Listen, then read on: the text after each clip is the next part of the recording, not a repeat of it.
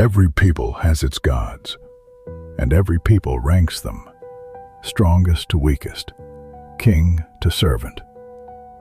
But the Greeks whispered of one power that stood outside the ranking altogether.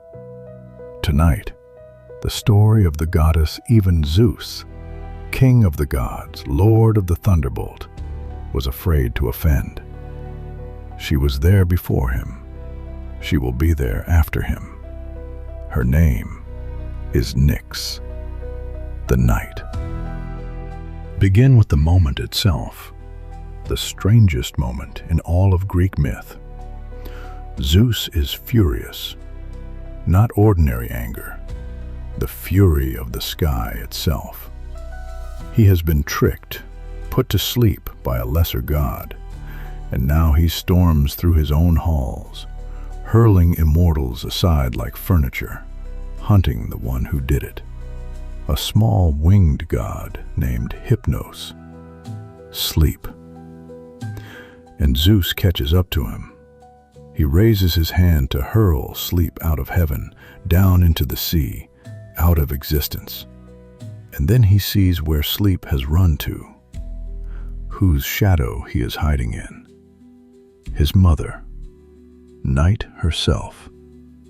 And the king of the gods, the one being in the cosmos who answers to no one, lowers his hand. The old poets say it plainly. He held back because he would not do anything to displease swift Night. Not, could not, would not dare. To understand why, you have to go back before Zeus, before the Olympians, before the Titans, back to the beginning of everything. In the beginning, the Greeks said, there were no gods at all. There was chaos, a yawning emptiness, a gap where everything would one day be. And out of that gap came the first generation of things, not persons, powers, the earth, the abyss, the darkness, and the night. Nyx was among the very first things to exist. Before there was a sky, there was her darkness. Before there was a single god to worship, the night was already falling. Zeus is her junior by 3 full generations. When he was an infant hidden in a cave from his devouring father, Nyx had already been ancient beyond counting. The Greeks pictured her as a winged woman robed in dark air, stars caught in the folds, crossing the sky at dusk. Beautiful, the poets insisted. Terrifying, they also insisted. Both at once. Which is exactly what the night is. She had a house, the poets said, at the far ends of the earth, wrapped in triple night, where the world stops. And she shared it with her daughter, Hera.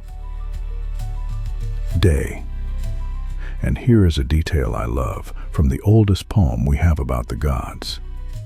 The two of them are never home together. Each evening they meet at the great bronze threshold, one going out, one coming in.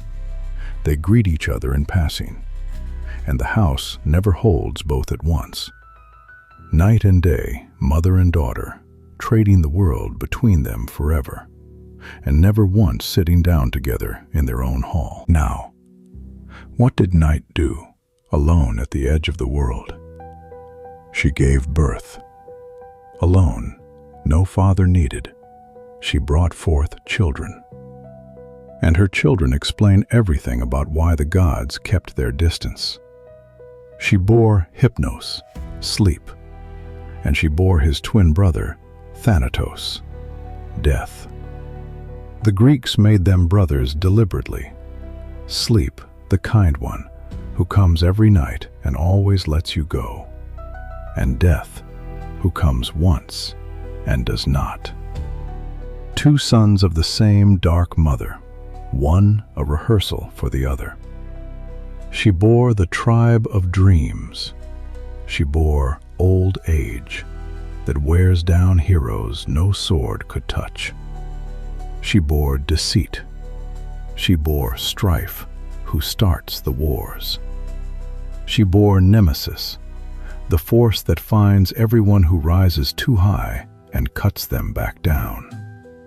And in some tellings, she bore the Fates themselves, the three sisters who spin every life as a thread, measure it out, and cut it, even the gods' threads. Look at that list again. Sleep, death, dreams, old age, retribution, fate. Every force that no god can bribe, fight, or undo. Every single one of them is a child of the night. Zeus rules the sky, but the things that rule even him all call Nyx mother.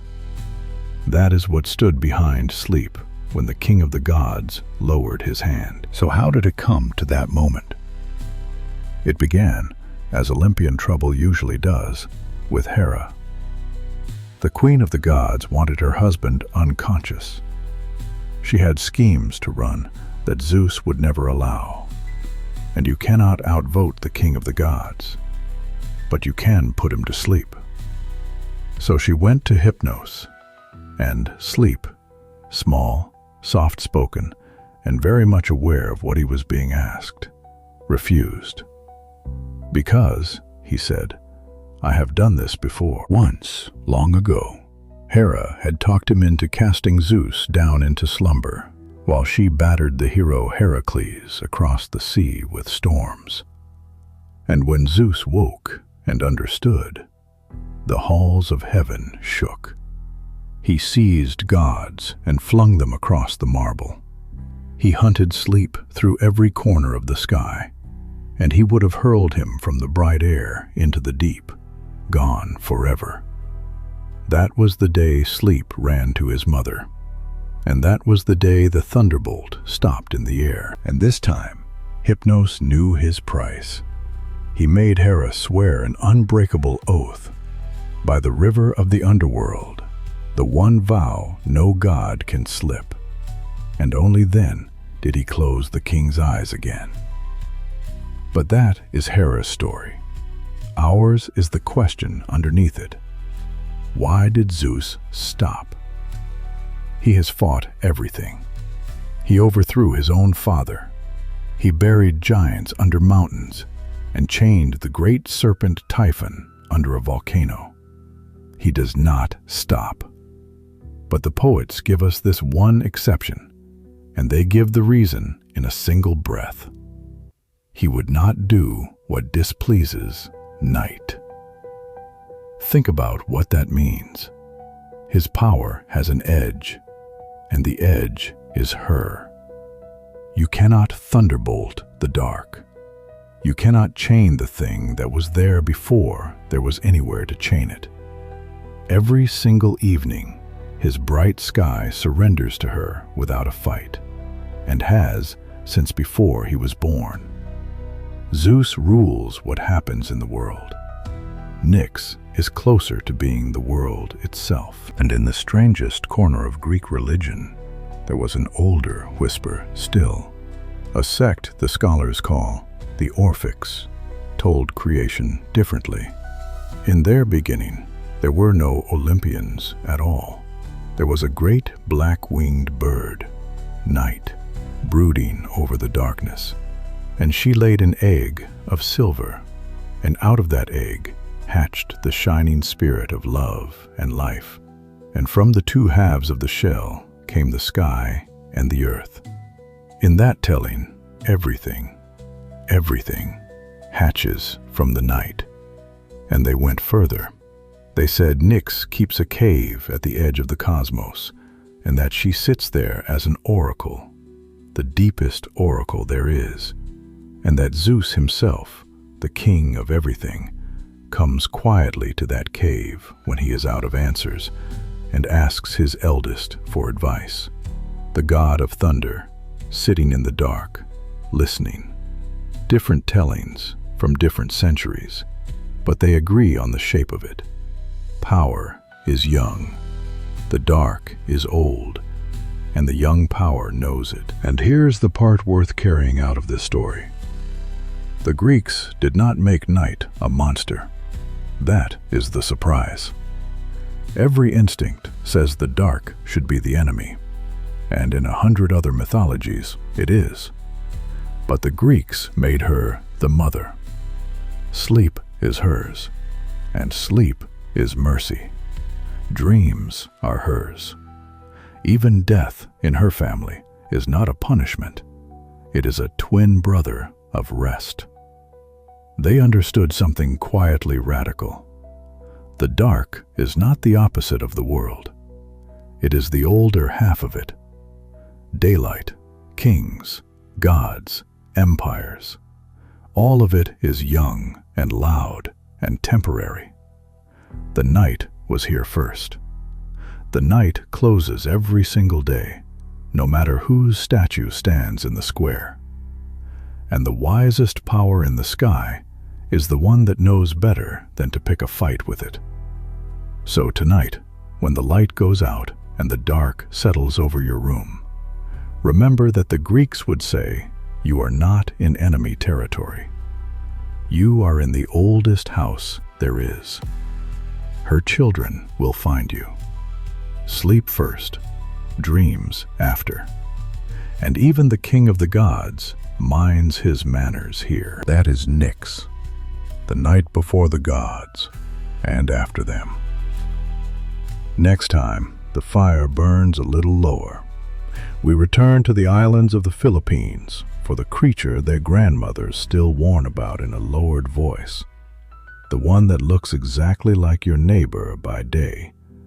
They call it the aswang. Follow the fire, and I will tell you that one too. Until then, sleep well, or don't.